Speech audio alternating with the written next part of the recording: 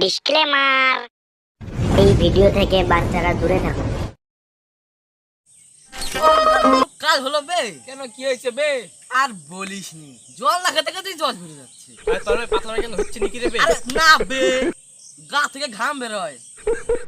শীতকালে মানুষজন কাঁথা কম্বল দান করে, গরমের দিনে এসিও দেন না, ফ্রিজও দেন না, মানুষ বাড়াবো কাছে।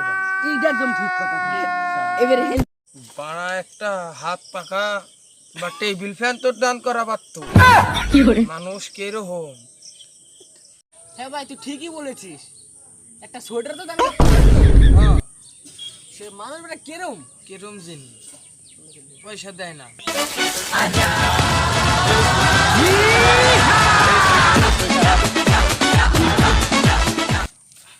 ও দাদা, সোয়েটার কত করে?